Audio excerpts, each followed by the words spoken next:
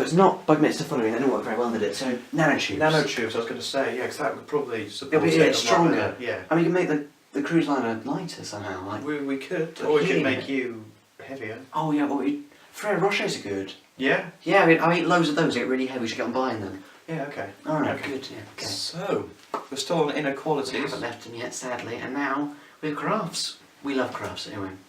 Oh, I'm ecstatic. This is my face of utmost and complete and utter joy. What about statistics? Do you like statistics? I love graphs almost as much as I love statistics.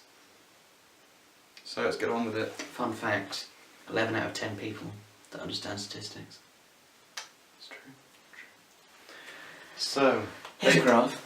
what they do is they give you a bunch of inequalities, and they say, shade in the region defined by these inequalities. Now what on earth does that mean? It's about to make sense. Bear with us. So if we have the three inequalities, x is greater than or equal to 1, y is greater than or equal to 2, and x plus y is less than or equal to 5. Okay, so we have a graph, and you start off by drawing these things as lines. Yes. So that was used in 3 colours, I think, starting with blue. Okay. So You use this one.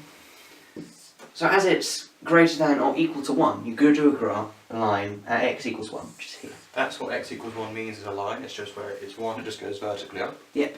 And as it's greater or equal then, it'll be all this area of the graph. So you remind yourself, look like that, right? Like that.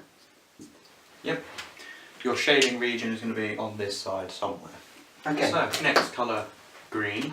I was thinking red. Oh, I'll go with red. So y is greater than or equal to 2. You do the same thing, you draw the line y equals 2, which just like the x one being just in a straight line, the y one is, but it's horizontal. Absolutely. And again, it's greater than. So at the minute, if we were asked to shade it, you'd be shading in all of this that area, Yeah. and it would go on infinitely, so you can't do that. But there's one more. This one's a little bit complicated. I think you do this one in black. Yes, good idea. So you have to sort of play around the equation because there's 2 unknowns. So to start with, do one of them as 0. Yep.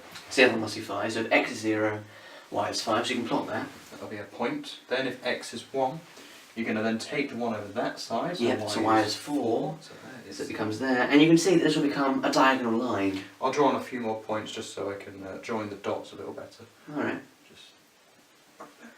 And then you draw that line. And as that means it was less than this, Means it's going to be... in between these things, so then we can shade that. Our area, this triangle, would be it. The area R that I wanted. On this side of that line, that side of that line, and that side of that line, that is only defined there. So that would be your shaded region.